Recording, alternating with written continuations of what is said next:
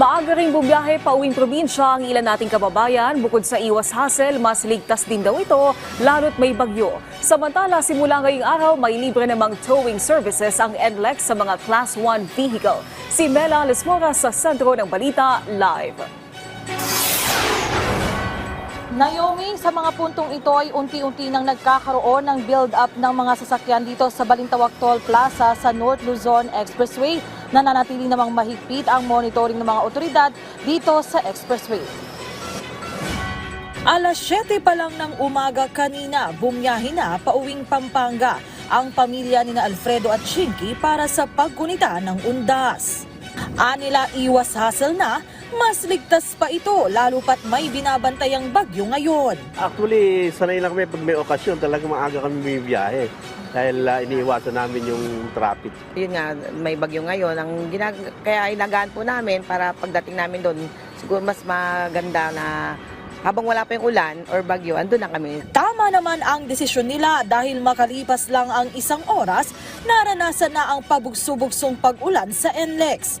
Ayon kay NLEX Traffic Operations Head Robin Ignacio, para makatulong sa mga motoristang magkakaaberya, simula ngayong October 31, epektibo na ang kanilang free towing services para sa mga Class 1 vehicle. Bukas naman, inabisuhan na rin nila ang publiko na may malaking pagtitipon na isasagawa sa Philippine Sports Stadium, kaya't dagdag pang unawa ang hiling nila o maaari ring ikonsidera ang pagdaan sa mga alternatibong ruta. Sa paligid ng NLEX may mga sementeryo rin, kaya't maging ang trapiko sa mga service road binabantayan din. Pagtitiyak ng pamunuan ng NLEX, mahigpit na nilang tinututukan ang sitwasyon sa iba't ibang panig ng expressway, kasabay na rin ng banta ng masamang panahon. Madalas na bahain doon sa Espanya at C3.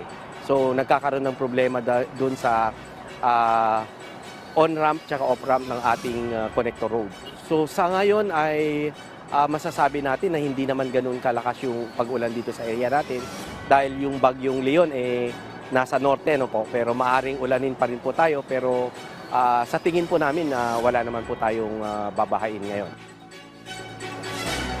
Naomi, kung kanina nagkaroon ng malakas na pag-ulan dito nga sa NLEX, ngayon naman matindi yung sikat ng araw, kaya pinapayuhan yung ating mga motorista na maging mahanda anumang panahon. At Naomi, pakita lang natin yung sitwasyon ngayon dito nga sa Balintawak Toll Plaza.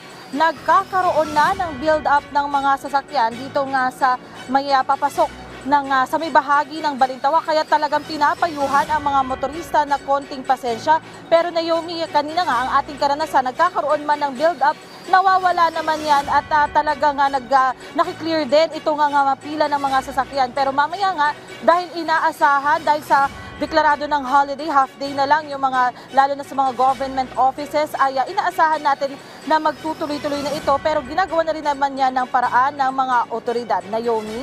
Mela, yung mga RFID scanner dyan sa NLEX, kamusta? Operating naman ba?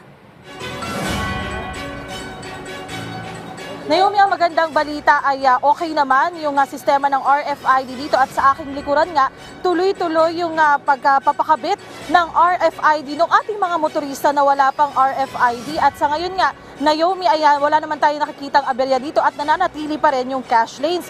Paalala, Naomi, ng NLEX management sa ating mga motorista, hanggat maaari ay huwag bumiyahe na walang load o kulang yung load ng RFID para nga less hassle yung ating pagbiyahe. Naomi? Maraming salamat, Mela Lesmoras.